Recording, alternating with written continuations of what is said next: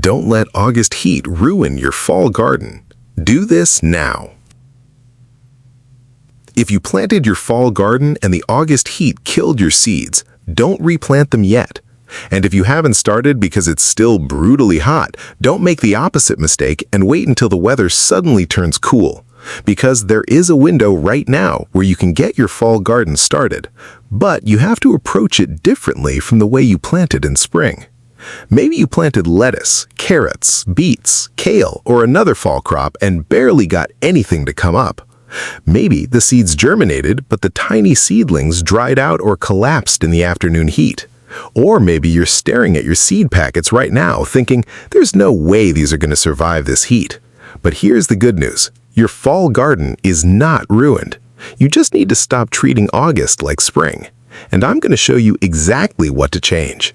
We're going through the biggest problems one by one, including what to do if you've already lost your first planting, what to do if your seedlings have already emerged, which crops can handle the conditions better, and when it's smarter to wait rather than waste another packet of seeds. And I'm starting with the mistake that can make you lose an entire planting before you even realize what's happening. 1. If the heat killed your first seeds, don't just replant them. This is where a lot of gardeners get stuck. You plant your seeds, you water them, you wait. Nothing happens. So you think, maybe I didn't use enough seeds, and you plant them again. But if the conditions haven't changed, you're just giving the second batch the same problem. August soil can become extremely hot, and that very top layer can dry out surprisingly quickly. And that's a big deal when you're trying to germinate tiny seeds. A carrot seed doesn't have a deep root system. A lettuce seed doesn't have a deep root system. A beet seed doesn't have a deep root system. They're sitting right there, near the surface, depending on that small pocket of soil around them to stay moist long enough to germinate and establish. So, if you planted once and lost everything, don't immediately blame the seed. Ask yourself, did that seed bed stay consistently moist? Because there's a huge difference between watering the garden and keeping the seed zone moist. You can have damp soil several inches underneath and still have a dry crust right where your seeds are sitting. And once that happens repeatedly, germination can become patchy or fail altogether. So before you put another seed in the ground, fix that problem. Prepare the planting area. Moisten the soil before sowing, plant at the correct depth, and then pay attention to that shallow layer of soil while the seeds are germinating. You don't want it flooded, you don't want it bone dry, you want it consistently moist. And if your planting area loses moisture extremely quickly, use whatever simple method makes sense for your garden to slow that loss. Appropriate light mulch, temporary protection, or a more sheltered location. The point isn't to baby the seeds forever, it's to get them through those first critical days. And here's the part I really want you to remember. If your first attempt failed, your second attempt should not look exactly like your first. Change something. Change the location. Change how you protect the seedbed. Change how you manage moisture. Change the timing.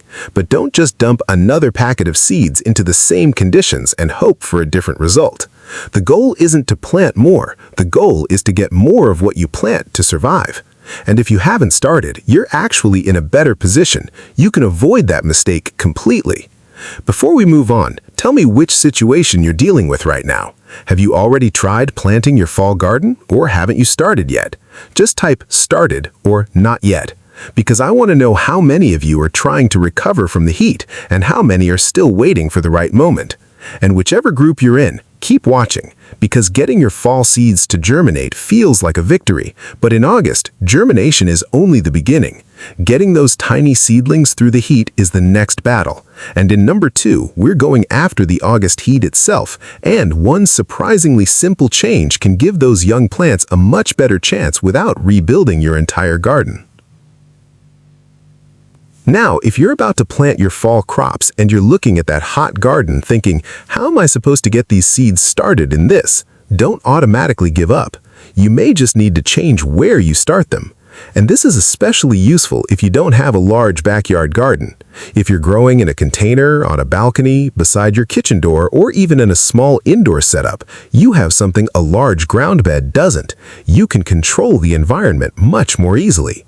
Instead of putting delicate new seeds directly into the hottest, most exposed part of your garden, start some crops somewhere that gets good light but doesn't take the full force of the afternoon heat. Think about a spot that gets gentler morning sunlight and protection from the hottest afternoon conditions. That could be a container beside the house, a sheltered patio, a balcony where you can move the pots, or a small tray where you can keep a closer eye on moisture.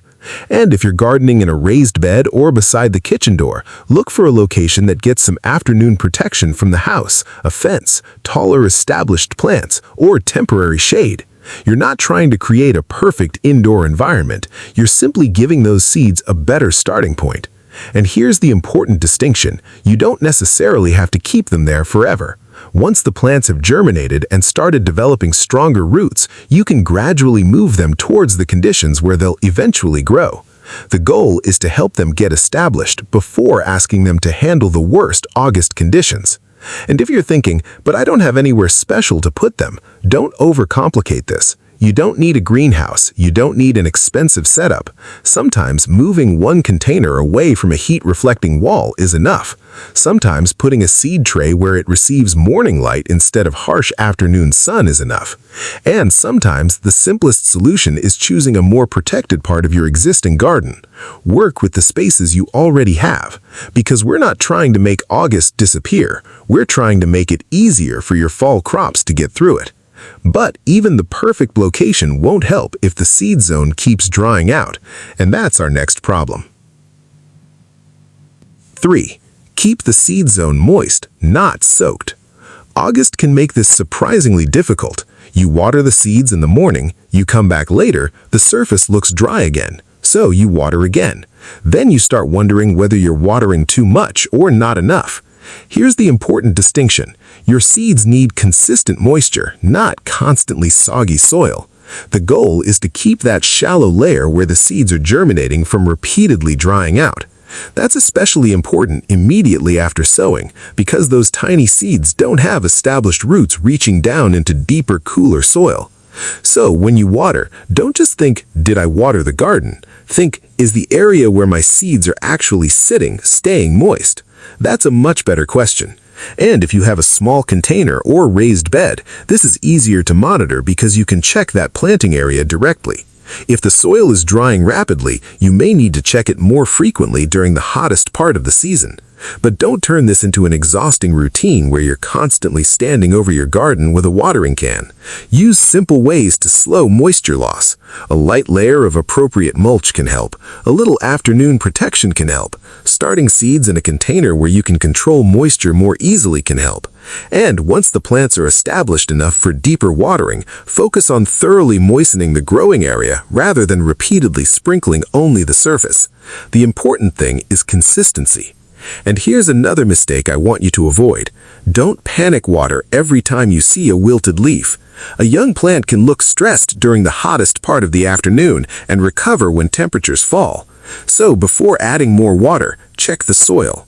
If it's dry, water. If it's already moist, look at the heat, the container, the afternoon exposure, and the overall condition of the plant. Don't treat every wilt as a water emergency. And if you've ever lost seedlings because you couldn't keep up with watering in August, this is where a little planning can make gardening much easier. Group containers where you can check them easily. Keep your watering supplies nearby. Use a small watering can that's comfortable to lift. And if you're gardening at a raised bed or beside the kitchen door, keep the things you use most often within comfortable reach.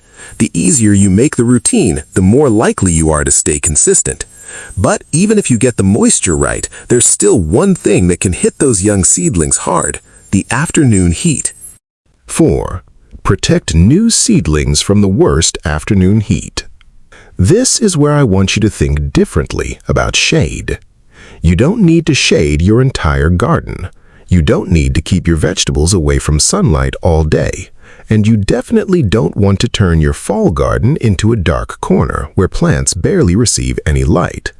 What you want is strategic protection. Let your young plants enjoy the gentler part of the day. Then, when that brutal afternoon heat arrives, give the most vulnerable seedlings some relief. A little temporary shade can be especially useful while they're young and their root systems are still developing. And this is where containers and small gardens can actually work in your favor. If your lettuce is in a pot on the balcony, you can move it.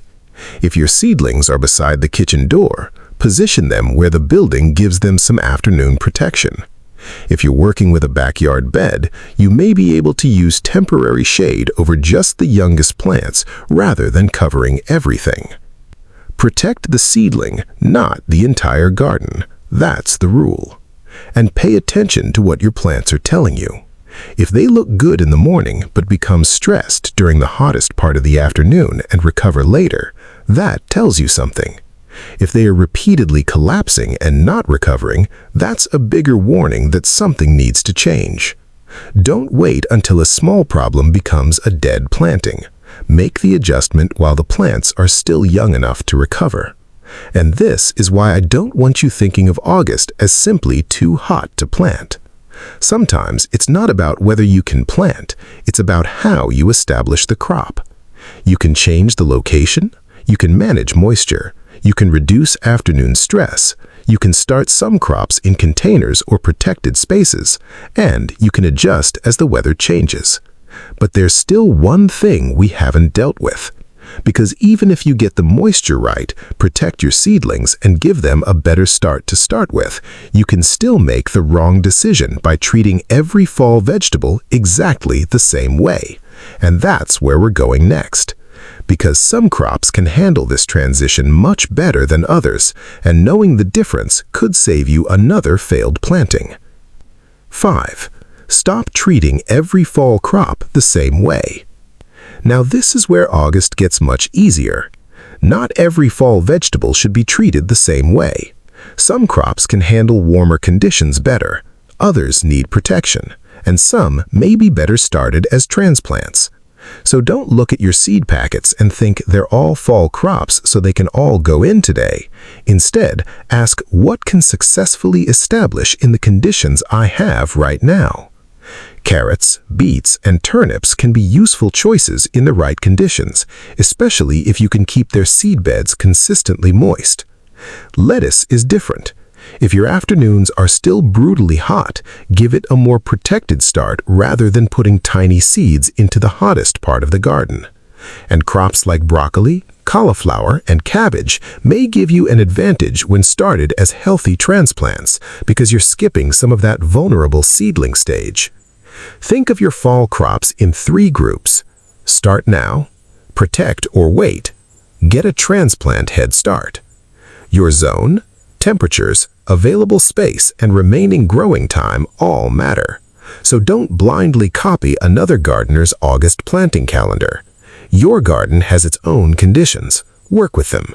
And if you've already got little seedlings growing, there's another thing you need to know. 6. If your seedlings have already sprouted, this is the danger zone. Seeing those first leaves is exciting, but germination is not victory. Those tiny plants still have small root systems, which means August heat and rapidly drying soil can hit them hard. Watch the pattern. Do they look healthy in the morning but wilt during the hottest part of the afternoon? Do they recover when temperatures drop? Is the soil actually dry when they wilt? Those clues matter. But what if you've already lost your first planting? That's where the next decision becomes important. 7. Know when to restart and when to stop wasting seeds. If your first planting failed, don't immediately throw more seeds into the same spot. Diagnose it first. Did the seeds never germinate? Look at moisture, planting depth, and the conditions in that shallow seed zone. Did they germinate and then disappear? Look at what happened after they emerged. Heat, drying soil, or another problem. Are they alive but struggling? Change the conditions before giving up. Then ask one bigger question. Do I still have enough growing time? Check your expected first frost date and the maturity time for the specific variety you're growing. Count backwards and leave yourself some breathing room. If a crop needs around 60 days and you're already close to your expected frost window, starting another round may be risky. If you have substantially more time, it may still be worth trying. And sometimes the smartest move isn't replanting the same crop. You might choose something faster. You might use a transplant, or you might wait for the worst heat to ease in. A failed planting isn't necessarily a failed season. It's information. Use it. Now let's turn all of this into what I want you to do today. 8. Do the fall garden reset now. If you haven't started, choose 1 or 2 crops that fit your current conditions and give them the best start you can. If your first planting failed, fix the reason it failed before you replant. If you already have seedlings, protect them from the worst afternoon heat and keep their root zone consistently moist without keeping it soggy. Then watch your garden. Plant, watch, adjust, then plant again. You don't have to plant your entire fall garden today. You don't have to wait helplessly for September either. August isn't a deadline, it's a transition. Your summer crops may be slowing down, but that doesn't mean your gardening season is ending. You're making room for what's next. So today, pick 1 or 2 crops, prepare the space, and start them properly. Then let your garden tell you what to do next. If you're growing a fall garden right now, tell me your zone, what you're planting, and what the weather is like where you live. And if this video helped you, subscribe to Easy Gardening for Seniors for the next seasonal step. Don't let August heat decide how your fall garden ends. Work around it now, protect what you're growing, and give those fall crops a chance to take off when the cooler weather arrives.